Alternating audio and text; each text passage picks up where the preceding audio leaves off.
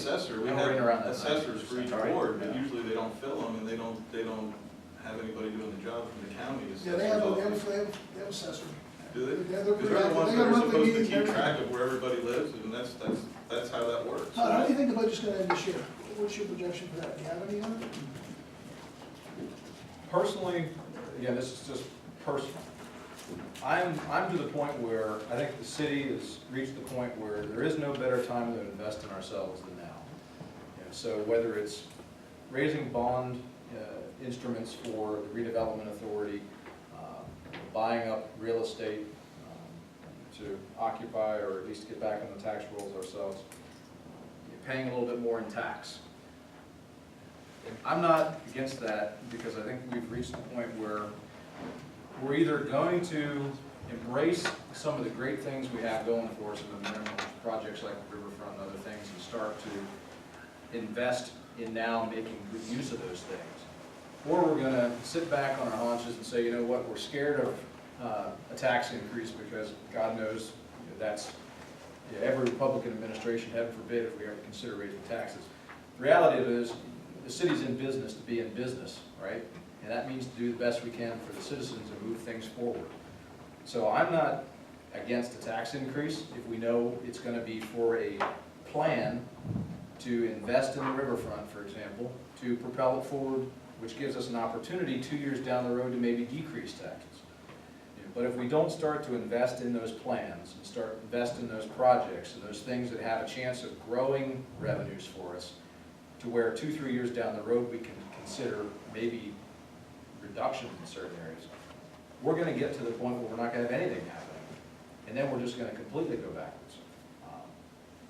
So my projection on the budget is if the police department, right, is pretty much stuck with its numbers because of the reality of operations, all right, that is really where we normally have wiggle room if we're going to have it. Parks and Rec, right, you know what you can give and take, you know what you've got, there's not a lot of room for anybody. So to eliminate a mill, I think probably is about where we're going to be, but I think it's going to be hard pressed to get to the point where we're eliminating 2 mills. So that's my gut. I think we're going to be at a mill no matter what. And if you are at a mill, that's not a bad thing, or even 2 mills, quite honestly. And I'm saying that from a very basic standpoint. The things that you talked about earlier about coming up with a management company to operate out there, that could be a major windfall. That could be a major windfall for next year. So even if you did raise the taxes this year, you would go into next year with a fund balance of some type because of that windfall. That just all that does is stop you from raising taxes the following year, but you don't reduce them. You just keep them at a static flow, and then you keep moving forward from there. That might give you the flexibility at some point to hire another officer or put another person on the crews of some type. But I agree with what Todd said. There's a lot of ways to skin a cat, and maybe a bond issue for a major project is probably the better way to go. To generate the income from there. Well, I don't want to stretch this out, but I'll tell you another thing. I'm a big believer. By this time next year, we'll have 50 properties for that redevelopment authority that have either been redone, remade, bulldozed, new buildings on it. And you've got to believe that. I don't know what the average income that we get from a home in the city of Sunbury is just for the city's part, but clearly that got to be $30,000, $40,000 that we're going to have. And I really do. And when you talk about planning ahead, like you said earlier about promoting that stuff, there's no way that can't help us, because we're talking about properties that we haven't got taxes on for 15 years, 20 years, some of these properties. Well, These so people just walk taxes away. Yeah, I mean, everything you're doing is positive. It's just a matter of It's a timing, it's not going to happen. sometime the money will start coming. That's right, it has to start coming in. People aren't building brand new homes, end up remodeling some of the old ones, just, let them sit there. They're going to put people in them, they're going to pay taxes, and that's what we have to keep doing. But that's not an answer for tomorrow, don't get me wrong, but.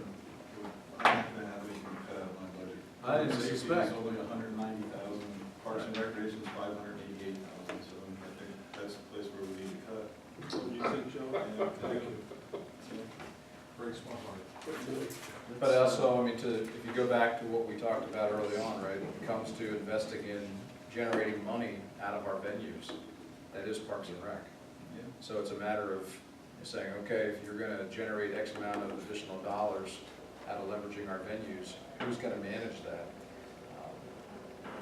You're gonna have increased costs just because we've gotta empty more trash cans, we've gotta do those things in order to keep that venue clean. You know, it's the why Bourbon Street, it pays to hose off their streets every night.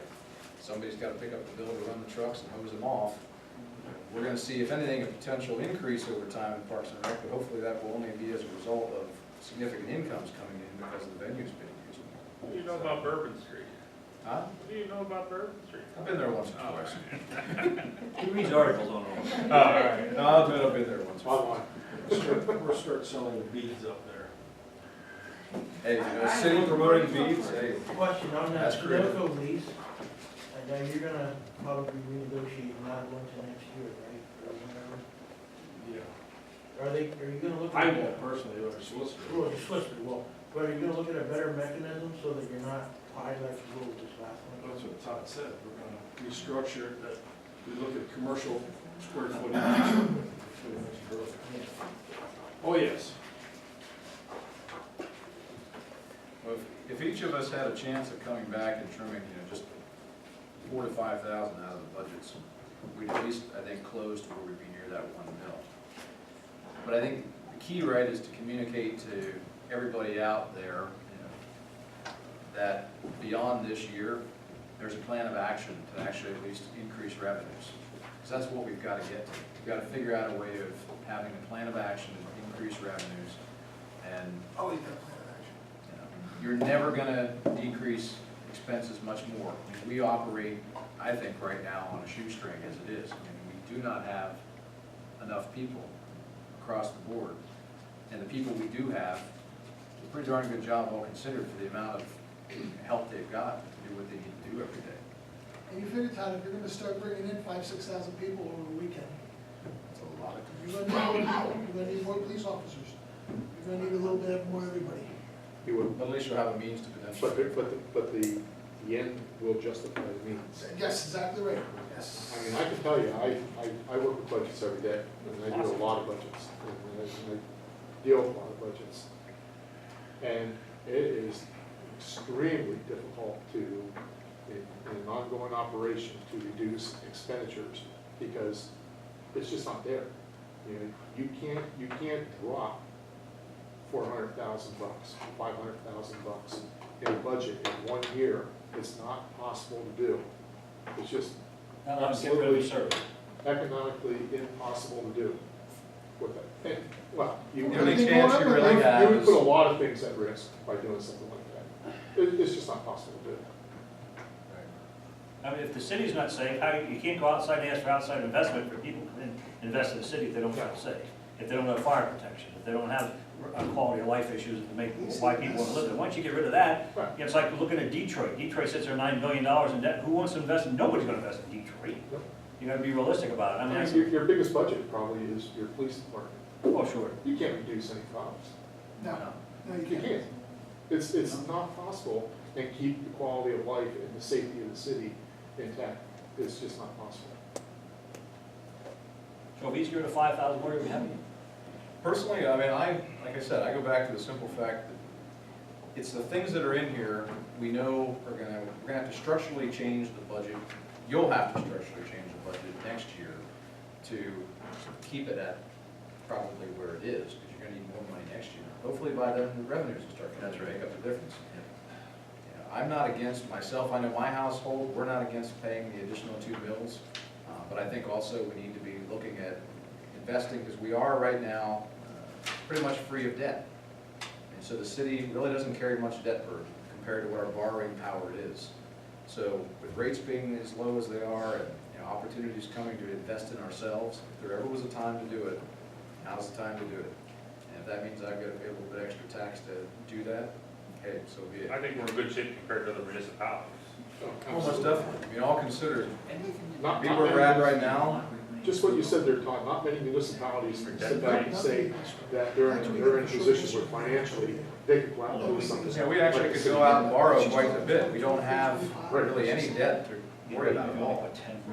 Yes. Does anybody go out and solicit for new major businesses to come in? We have the railheads in this town.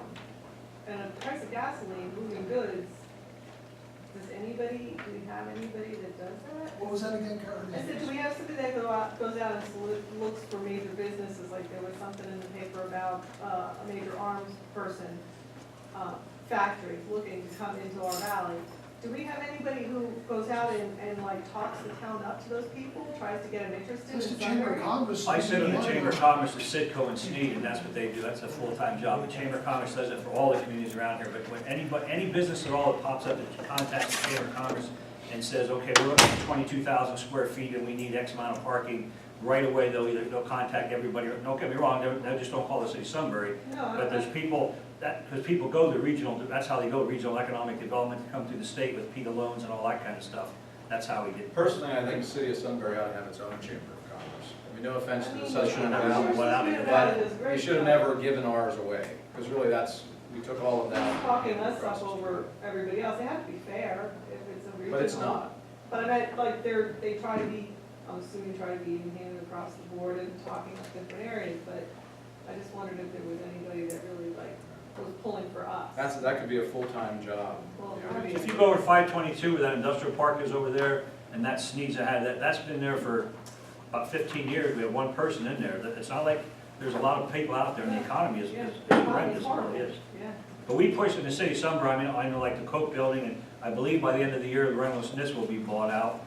And I'm not exactly sure if that's gonna create jobs or not, but they should be announcing that pretty soon. But the Coke plant, we still have, Fourth and Market, that building, that just gets part of the market every year. And, but yeah, there are people out there that are doing that, there really are. You can't expect, every town doesn't do it, that's why you need that economic development thing at the regional level. They have all the contacts to all the state organizations. So you said you sit on that Sneed? Sneed, You sit on that? Yep. So what do you do on that board? You try to promote their industrial park? Their industrial park, anybody, Albright churches, we were talking about that. Reynolds Smiths has been on our list now for about 4 years, and I put the Coke building on it. So at least I get the bigger buildings that we got to put on it, so when those people call in and they say, well, wait a minute, here's a building in Sunbury that has X amount of square feet, you get them over here and look at it. I'm We getting have the them rails, we have the rail lines, we have more than That's right. buildings. And sometimes people look like for specific. Yes. I'd also like to say, SRI gets a lot of those calls, and we have a business and econ committee who is working on those types of things. In other words, a vacancy list of properties in town, so that whenever we get calls, we can tell people what is vacant, what's available, and they're also looking to get some funding to do promotion of our technology infrastructure. So they will request some funds, and are in the process of trying to get that first solution. John Shipman sits on your committee, and he sits in the same table that I do. Well, I guess with no further ado, we'll reconvene in 2 weeks. Sounds like a plan. Ladies and gentlemen,